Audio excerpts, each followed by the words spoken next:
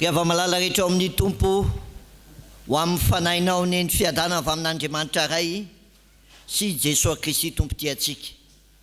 Faly miaraba antsika eto amin'ny FJKM isotry fitiavana ary miaraba manokana any pasteur Solofo Mivady zay nahatanteraka ny fiazakazahany teto amin'ity fiangonana ity tamin'ny fanompoana ny tompo ary mby eo amin'ny famaranana izany fanompoana an'Andriamanitra eto amin'izao fiangonana zao no mitsahatra fa ny asan'ny tompo dia manaraka ny mpanompony eny foana. Miaraba anareo mivady ary faly miompi-faliana aminareo amin'izao fotoana sarobidy izao.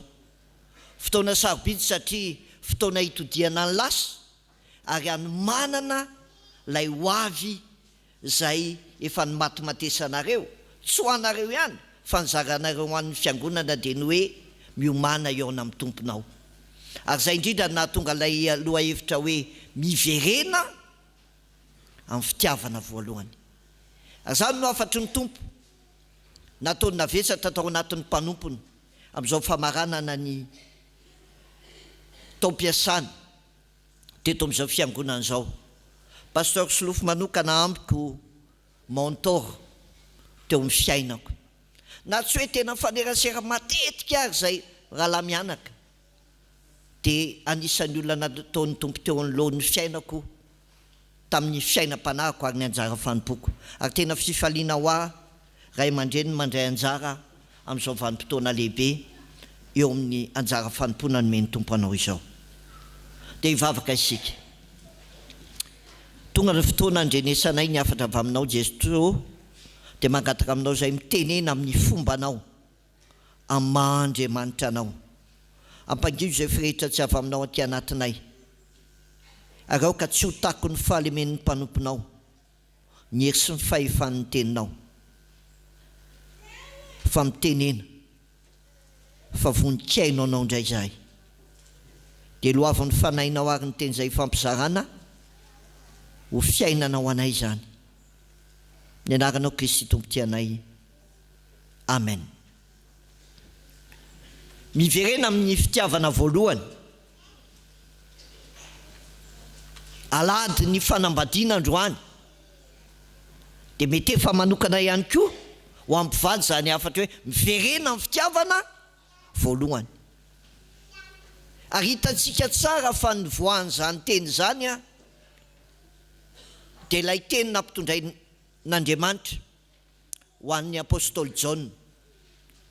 Ilay fiangonana fito dia karazany taratry ny fiainan'ny fiangonana, ny tantaran'ny fiangonana hatramin'izay eny ankehitriny azy.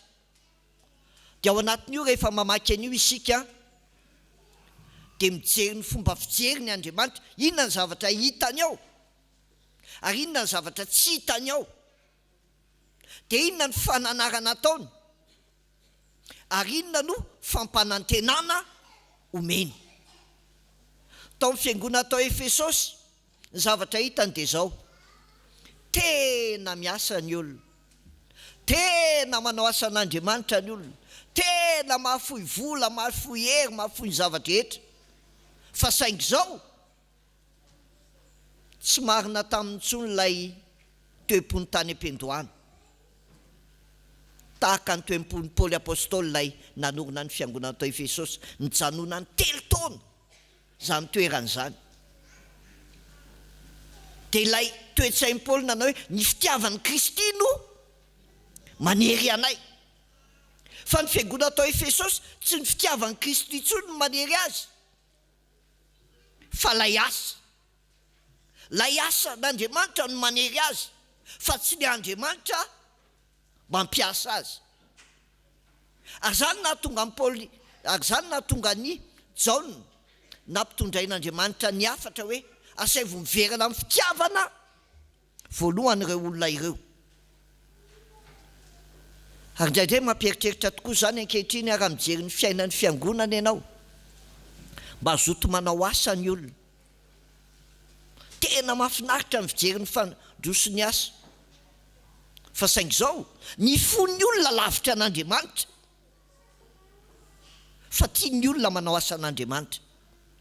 Ary Andriamanitra tsy te ahatonga ny olona ho diso fanantenana, de mananatra ny olona miverena amin'ilay fitiavana voalohany, tsy ilay fitiavana manao asa, fa ilay fitiavana anahy ny zava-dehibe amiko aminareo, satria tsy ny ataonareo no ilaiko fa ny toe-po mampanahy anareo. De tandremo sao diso fanantenana koa tsika, ka ny asantsika no iverantsika fa ankasitrahan'Andriamanitra atsika, fa ny fitiavantsika azy, ny fitiavantsika azy. Ary zay nahatonga an' Jesosy ny teny, tsy rehetra manao ampitompitompoko izy no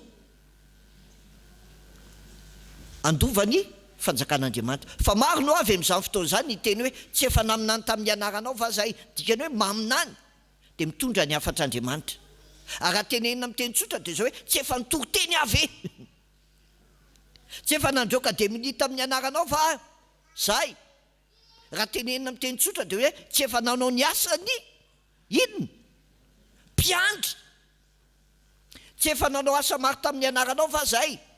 Fitoriana tary, antsapana tary, fanatanterahana asan'Andriamanitra, teristeri. Fa ahoana hozy izy ny tompo? Tsy fantatra anao atzay atzay, melamiko anao mpanao meloko, satria tsy lay atao ny zava-dehibe amin'Andriamanitra fa ny toe-panahin'ny olona manao an'le izy, miverena amin'ny fitiavana voalohany. Ary ohatr'izany ihany koa ny fiainan'ny mpivady, tsy lay hoe ino manao procession, ino izy mivady, tsy le hoe ino fa miaraka make tsy make roa, fa manahoana lay toe-po, lay toe-panahy. Fa misy miara-mipetraka fa miara-miaina sisa, fa tsisy fitiavana intsony. Misy miara-manao zavatra eny fa tsy mahatsiaro tia ary tsy mahatsiaro tiana eo amin'ny mpivady. Sadaikatra ihany tamin'le izy hoe ahoana moa zany Jesosy, inona ny afatra tianao hoentina? Alady fisotondronoana. Faharoa, alady ny fanambadiana. Fahatelo, minoa ny fifalianao amin'ny tompo. Ahoana moa zany? Dia nataon'ny tompo navesatra tao amiko dia izy mivady. Izy mivady? Izy mivady? Nyresahana tamintsika androany? Iza? Zakaria sy Elizabeta. Andao hiverina ny fitiavana voalohany. Sika rehetra izay manambady ka hakatahaka ny Elizabeta sy hakatahaka ny Zakaria. Inona moa ny fiainan'ny Elizabeta sy Zakaria? Elizabeta sy Zakaria dia anisan'ny tena hoe samy mpanompon'Andriamanitra, satria samy taranak'izy, samy taranaklevy. Ary tao anatin'ny fiainany tamin'ny natao mariazy dia hozy izy ny olona raha tsy sotra ny reto mihitsy. Mahafinaritra satria samy olona tena ao amin'ny tompo, samy olona tena manana finoana velona. Fa inona ny lesona sotontsika taminy? Tsy voatery tanteraka foana ny nofinofinao. Mijery ny olona nijery azy dia zao ohatry ny hoe reto kosa aloha ho lafatra ny fiainany reto, fa tsy voatery ho tanteraka ny nofinofinao. Tsy nananjanaka izy mivady. Ary ny tsy fanananjanaka ao amin'ny soratra masina matetika dia lazaina hoe noho ny oziny, noho ny zavatra natao nahatonga an'izy tsy niteraka. Nefa ao tena olona inona? Olon'Andriamanitra. Elizabeta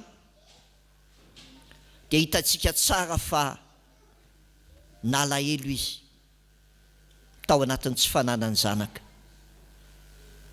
Fa saingy zao aminy ny fiainany, na misy zanaka na tsisy zanaka dia aiza? Ao amin'Andriamanitra.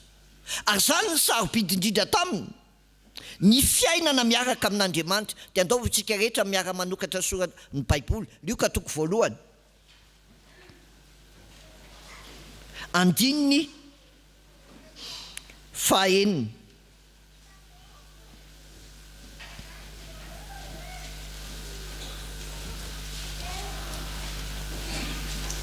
sika rehetra miara mamaky amin'ny anaran'i Jesosy manao hoe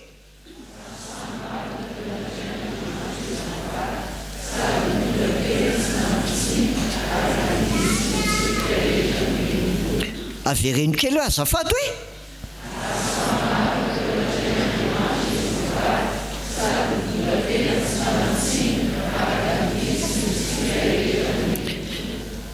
ary samy marina teo an'Andriamanitra izy mivady sady tsy nanatsiny no natao araky ny didy sy ny fitsipika rehetra nomen'ny tompo.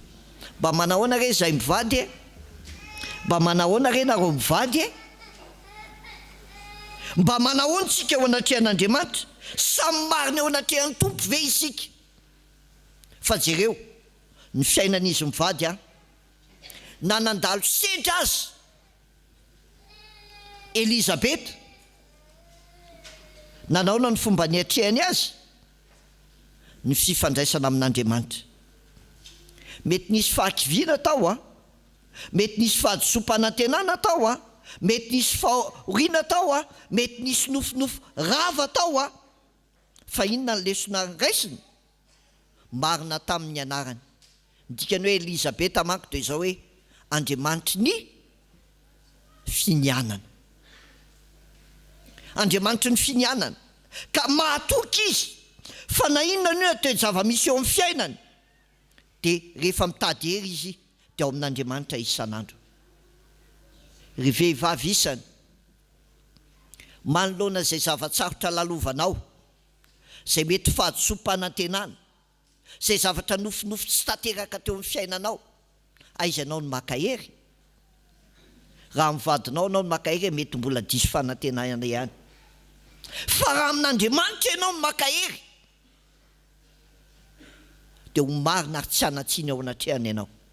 Ary zany nataony Elizabeta. Ny faharoa dia izao, Elizabeta dia vehivavy afaka mijoro sy mampijoro na dia mafy aza ny zavatra niainany.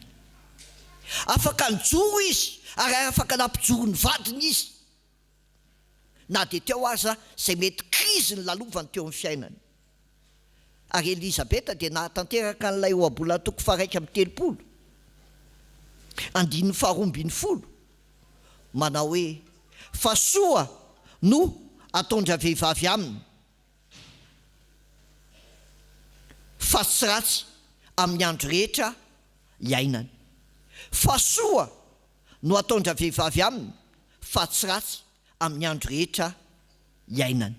Ary zany ny fiainany Elizabeta. Ny fiainany dia natokany ho an'io vadiny io, nanatsara n'io vadiny io. Mba hitsika ve inona ny zavatra tsy tsara nataon'ny Baiboly? Inona ny zavatra tsy tsara nataon'Andriamanitra? Dizana hoe tsy misy. Ny voan'ny teny hoe tsy tsara ao amin'ny Baiboly dia zao hoe ary tsy tsara raha irery raha lehilahy ka dia anaovako inona? Vady saza ho azy. Dikan'izay dia zao hoe ny vehivavy dia natao hanatsara ny fiainan'ny lehilahy.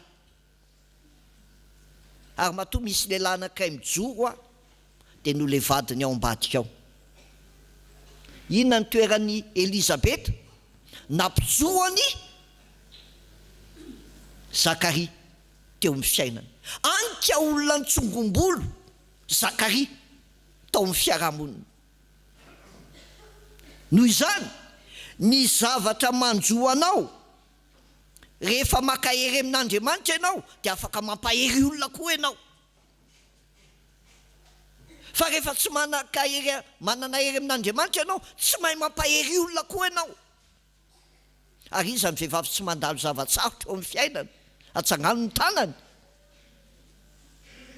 Fa saingy izao afaka ho loharano loharano fampahirizana ho an'ny hafa ianao, na ho an'ny vadinao, na ho an'ny zanakao, na ho an'ny olona manodidina anao, rehefa makahery aiza ianao ao amin'Andriamanitra. Ka vehivavy tsy maninona, tsy manatsiny eo anatrehan'Andriamanitra.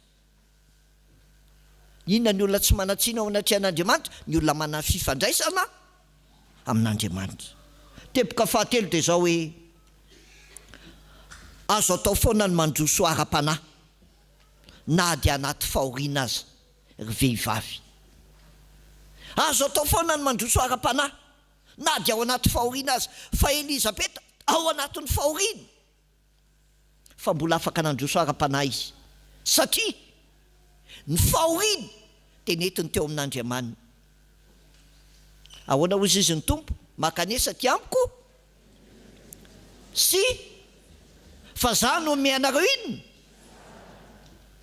ary zany ny fiainany Elizabeta koa, netiny teo amin'Andriamanitra izay vesatra amin'ny fiainany, dia nanjary nahazo hery izy dia afaka nandroso ara-panahy izy. Firy ny vehivavy krizy ny fiainany dia krizy ara-panahy koa. Dia any ka rehefa vehivavy ny be krizy dia manome krizy. Dia ahoana hozy izy ny soratra masina? Aleo mitoetra ao tafitrano toy izay miara-miaina amin'ny vehivavy be krizy. Fa Elizabeta dia vehivavy ny géreny kriziny tamin'Andriamanitra, dia nandroso ny fiainam-panana. Ary hitantsika koa ihana lay vehivavy nandalo krizy, fa ny krizy ny netiny taiza teo amin'Andriamanitra. Vaozina izay matoky olona.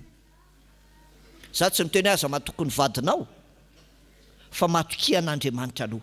Fa ny olona mety miova, fa Andriamanitra tsy miova. Ary zany ny fantatry Elizabeta.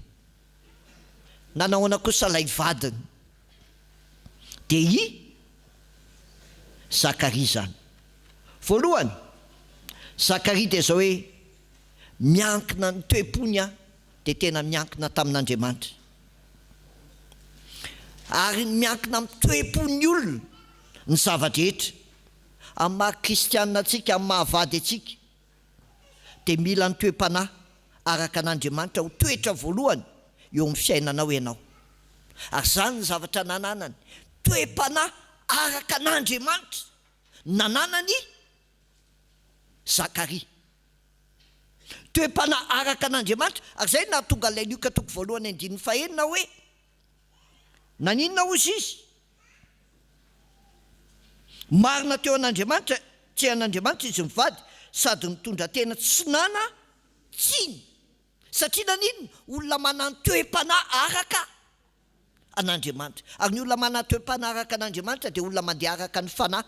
Ary ny vokatry ny fanahy dia fitiavana, famoram-panahy, fanaovan-tsoa, fitiavana, fahalemem-panahy, zany rehetrarehetra zany. Ary mila lehilahy feno ny fanahy koa tahaka ny Zakaria, ny tokantrano ankehitriny, ny vady ankehitriny.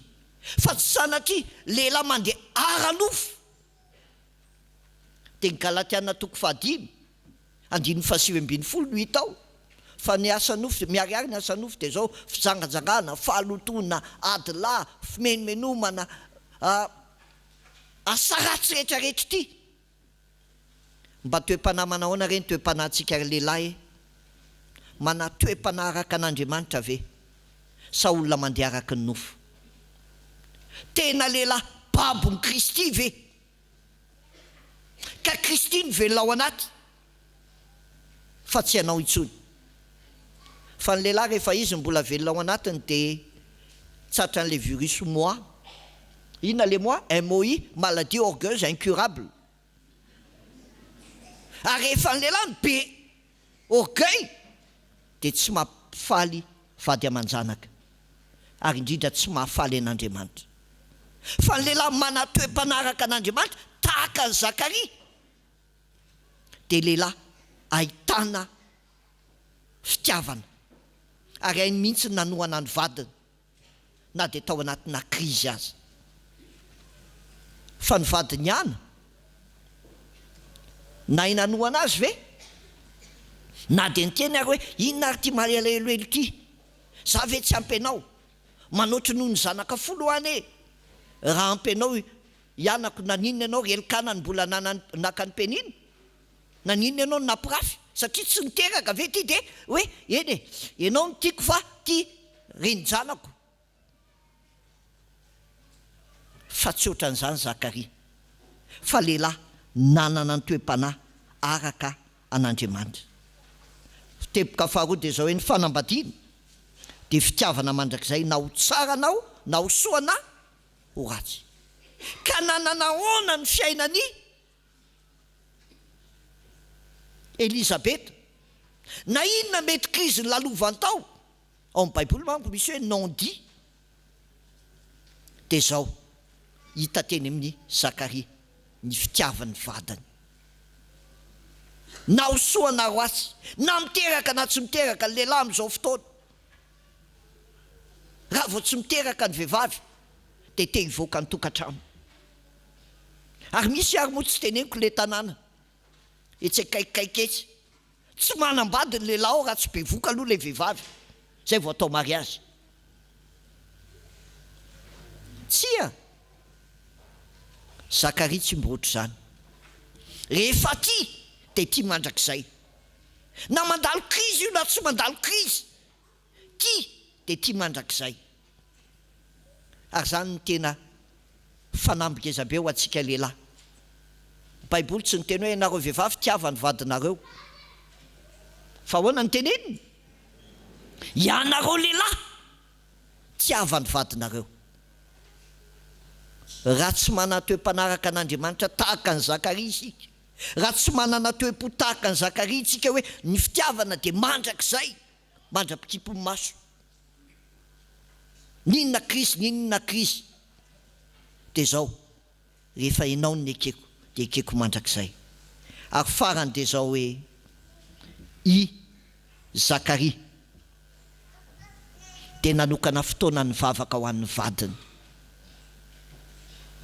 nanokana fotoana ny vavaka ho an'ny vadiny fa rehefa anisany nandray anjara tamin'ny fanompoana tao amin'ny tempoly izy dia anjara manao lay ditika azo manitra zany hoe tsy ny mpisorona rehetra ny afaka manao an'io a ny zarain'ny Davida 420 ny antoko ny mpisorona dia ny antoko iray misy 1000 ny mpisorona dia atao atsapaka hoe iza ny miditra ao afaka manao an'io asa fisorona amin'ny fitoerana masina io dia misy mpisorona mandra-pahafatiny mety tsy manao an'io mihitsy fa asa fisorona nafa nataony fa tamin'ny fotoana anankiray Zakaria afaka nanao an'ilay izy dia rehefa tonga tao izy dia inona ny zavatra nataony ny vavaka dia ahoana hozy izy Andriamanitra ahoana hozy izy le anjely Gabriel taminy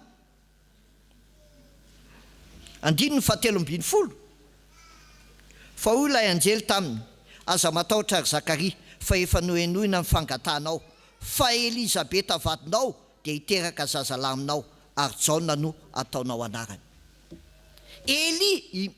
Zakaria ny vavaka ho an'ny vadiny na tsy ary nyvesatra teo amin'ny vadiny dia nitondram-bavaka ny vadiny na tsy ary ny zavatra manahirana ny vadiny dia netiny teo anatrehany tompo ny vadiny sika lehilahy koa ve mahalala ny vesatra mahazo ny vaditsika ary mba mitondram-bavaka ho azy ve isika samy menomenona no ataontsika fa Zakaria dia nivavaka ho an'ny vadiny indraindray ao amin'ny baiboly na indraindray fiainany davanandro ohatra hoe ny vehivavy no mivavaka ho an'izy ho an'ilay lehilahy vadiny fa Zakaria no mivavaka ho an'ny vadiny tao anatin'ny vesatra satria tsy niteraka izy tratra nitondro maso ny olona rehetrarehetra dia nataon'ny vadiny dia zao hoe nitondra azy teo anatrehany tompo mety misy vesatra koa ny vadintsika mety amin'ny fitaizana zanaka mety amin'ny famelomana mety amin'ny fikarakarana ny tokantrano mety amin'ny fifandraisantsika mpivady mihitsy fa mivavaka ho an'ny vadinao ve ianao sa manahoana ny toe-pananao. Ry avako andao hiverina ny fitiavana voalohany. Ndao indray tsika lehilahy ny hivavaka ho an'ny vaditsika. Indrindra fa manoloana ny vesatra mety lalovany eo amin'ny andavanandrom-piainana. Vehivavy ange mafy be e. Vehivavy a tsy fanaka malemy zany, fa ny vehivavy tena matanjaka. Raha ny zavatra iainan'ny vehivavy tsy zakantsika lehilahy hoe sady mitaiza no miasa no mieritreritra ny zato sy zaroa. Ary zay natonga ny Baiboly ny teny hoe ianareo lehilahy tiavany, satria rehefa manana fitiavana matsiaro tiany izy dia afaka mivelatra, mahazaka an'izany rehetrarehetra zany. Fa rehefa tsy matsiaro tiany dia krizy, dia manome krizy. Lehilahy mila miverina mivavaka ho amin'ny vadinao, jereo inona ny vesatra lalovany. Tsy fahasalamana ray aman-dreniny, tsy fisiana, fitaizana, olana miasa. Fa Zakaria mivavaka vesatra ho an'ny vadiny. Zakaria nanana toe-panahy araka an'Andriamanitra. Zakaria nanokana fotoana amin'ny fanompona an'Andriamanitra tamin'ny maha izy azy amin'ny mampanompon'Andriamanitra azy. Ry vehivavy, ndao hiverina amin'ny fitiavana voalohany. Ka na mandalo krizy azy ianao, apetrao amin'ny tompony krizinao. Hain'ny tompony mitondra izany. Ndao hiankina amin'ny tompo indray ka hiverina amin'ilay fitiavana voalohany dia afaka mijoro sy mampijoro ny hafa eo amin'ny fiainana. Ny fanahin'ny tompo anie amerina antsika amin'ny fitiavana voalohany dia ny fitiavana azy aloha vao ny fitiavana ny asany, ny fitiavana azy aloha vao ny fitiavana ny vadinao. La relation verticale aloha vao le horizontale. Fa raha tsisy le verticale mitotona amin'ny tany le inona horizontale. Fa tsika ty sa zay rehetra ty dia tsy mba mahalala an'Andriamanitra, fa Andriamanitra dia fitiavana. Fa zay tia an'Andriamanitra dia tsy maintsy tia ny olona manodidina azy. Ry mpivady eo mifankatiava tsara. Fa ny teny hoe mpivady MPIVADY ve ny eo mpivoany. Ary rehefa latsaka le ve, le mpivady lasa inona? Mpiady. Dia inona le ve? Vavaka. Aza latsaka ny vavaka. Fa raha milatsaka le vavaka dia lasa ve ianao. Dia azonareo atsaino inona zany hoe iny tena ve? Fa ndao tena ho mpivady. Ary mpivady miverina amin'ny dada. Ndao miverina amin'ny fitiavana voalohany, ndao hiverina amin'ny dada. Fa rehefa miverina amin'ny dada isika, zay vavaka mitsinjo ny zanaka mapara dia azo hery vaovao. Tsisy resaka politika mihitsy ato zany. Fa ndao hiverina amin'ny fitiavana voalohany. Raha eo hiverina amin'ny fitiavana anao zay dia afaka hitsinjo ny zanaka mapara anay zay, dia azo hery vaovao zay. Ka izao jobily izao mandalo, fa fotoana namerenanao anay amin'ny tena izy dia ny fitiavana anao. Amen.